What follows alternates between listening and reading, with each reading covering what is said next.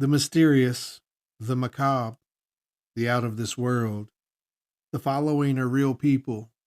They have real stories, and they've had real encounters. Here tonight on Newsworthy, 2 words and 2 question marks.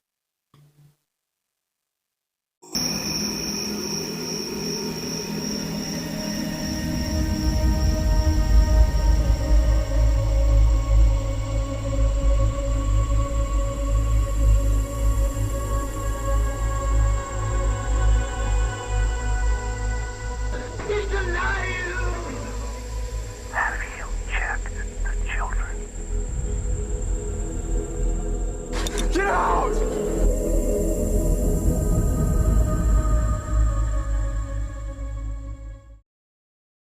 Hello, and welcome back to Encounters. Today we talk with Corky and Kelly, who share a fleeting but definite UFO experience. We also chat with Easton, who either endured a horrifying paranormal encounter or a glitch in the Matrix. We'll let you decide. We are here today with Corky and Kelly, and they have an awesome UFO encounter we're going to talk about today. Corky, why don't you tell us about that?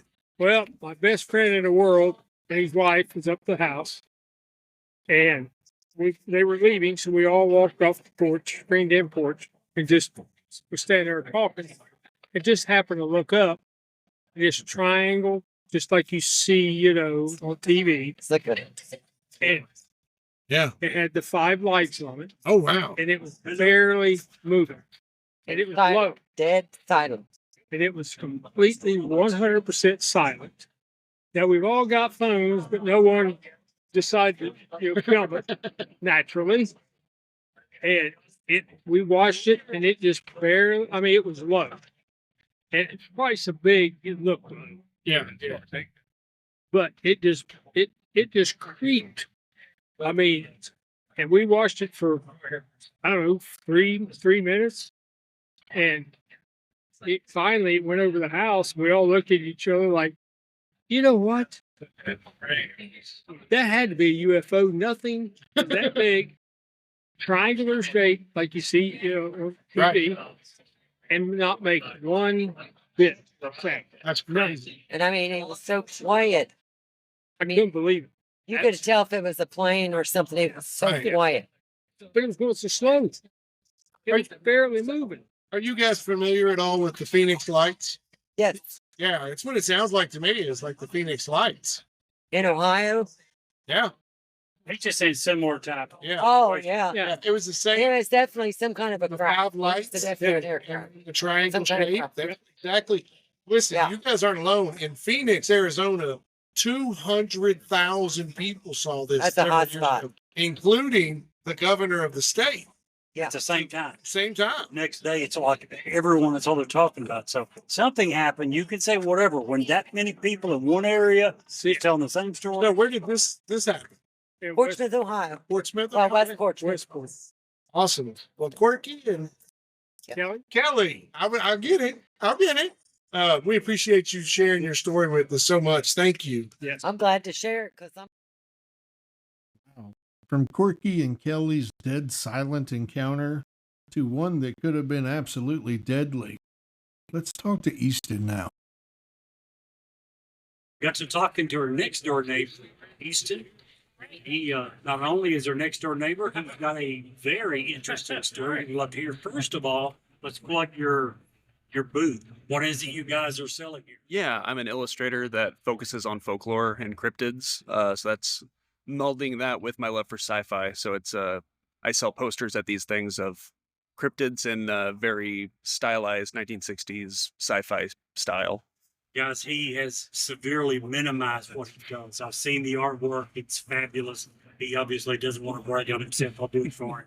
Fantastic artwork. So custom stuff. Yeah, He I do does it. take commissions. Right here on Main Street. We're outside of Shamrock Pub.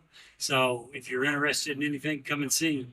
But the reason we've got you on the show is not just because you have artwork. Yeah. You have a very interesting story to tell us. So Yeah. what happened?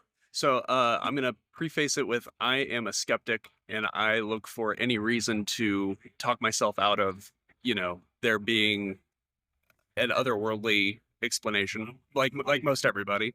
But when I went to the Art Academy of Cincinnati. I was there from 2013 to 2016.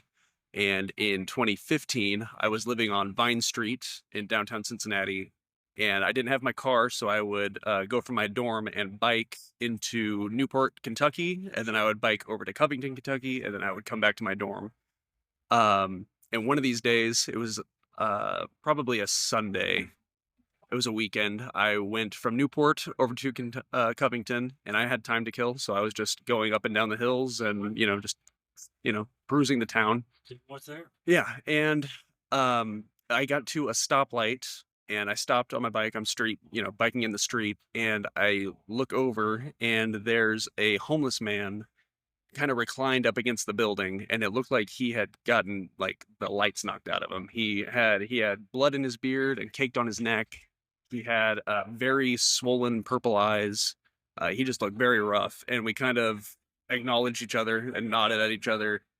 Soon after that, the light turned green, and I'm on an incline, so I'm booking it, and I get about 8 blocks in 45, 50 seconds, and I come to another red light, and I stop there, and as I'm taking a drink, looking around, catty corner to me is the same guy, but standing this time, and he had already was looking at me, so I scan the area, and I meet eyes with him as much as I could, because like I said, his eyes were pretty bloodied up, swollen, and as soon as it clicked in my head that he wasn't at a bike, he wasn't at a bus stop, he didn't have a means of beating me from the same location before I got there, and my fight or flight kicked in, and I hightailed it all the way back to Cincinnati. And then in my research with all this folklore, cryptids, high strangeness stuff, I understand now what paranormal apathy is, where you think that you would be kept up at night that night of just thinking about it. But it was a situation where it was a couple, I don't know, it was 3 or 4 days later that it kind of hit me, and I started telling my friends about it and trying to figure out what it could possibly be. So, I mean, it's definitely like a Jim Harold campfire head scratcher type thing. I don't know where to classify it. I almost say vanishing hitchhiker, just because it's like an inverse type thing where it's two of the same person, or It's got to probably make it even harder to share the story. yeah. I mean, right. I don't have anything to continue, doppelganger, like that kind of stuff. But it was just such a specific, disheveled, beaten, bloody guy. And I told the story on Jim Harold's campfire a few years ago. And I just met him at Monster Fest that Small Town Monsters puts together last year. And I introduced myself and talked to him. And he said, "It's insane that you're meeting me, because just 2 days ago, I got an email about your story specifically," which was, like a year and a half after the fact. Just talking about how there was a local legend about 2 twin brothers that would do a similar thing, where they would wear the same clothes. One would be point A, the other would be at point B. Yeah, it's possible. So yeah, there's definitely a terrestrial. It would take something like that to couple. Yeah, who am I? I acknowledge this guy, and then that guy's looking. So they might be doing it to everybody, but I'm still a skeptic, but it is just the one thing that I can't, yeah. Yeah, how do you explain it? Right. Questions. One, how would you say this has changed you in your perception of cryptids, and Um, how has it changed with having a personal experience? I feel like more than ever, I'm seeking something strange to happen to me. I on my business card, I jokingly have abductee hopeful as one of my little little points. Yeah, no, and if that did happen, I know that I would regret it. And the paradigm shift that I would feel from a full on experience would be devastating.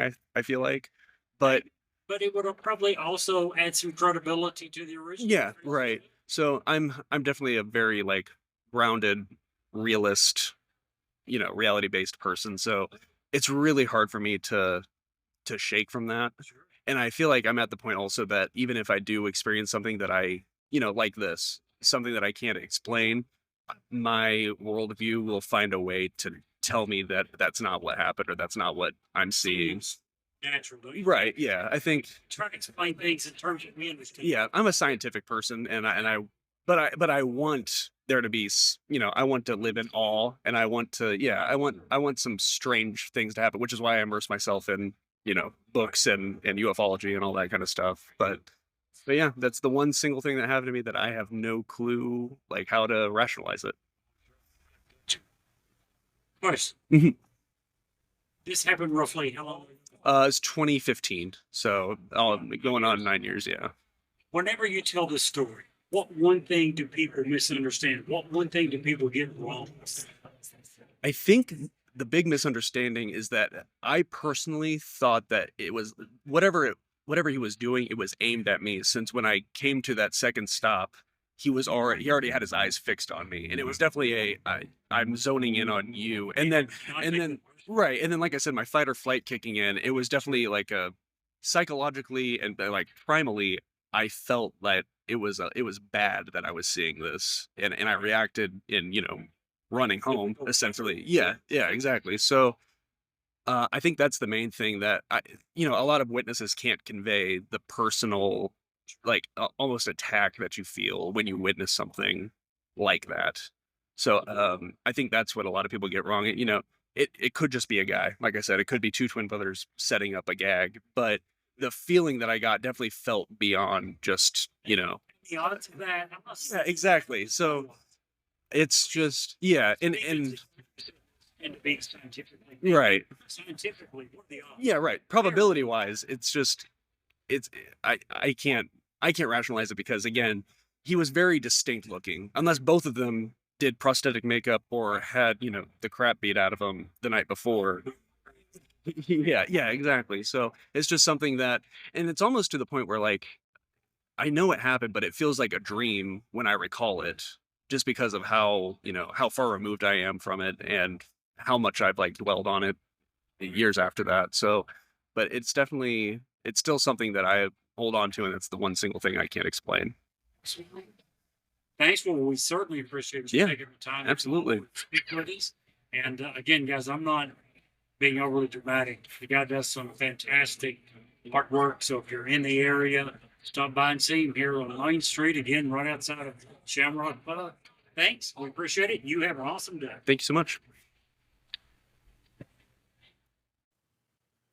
And Jerry, if you can't see the light, Be the light.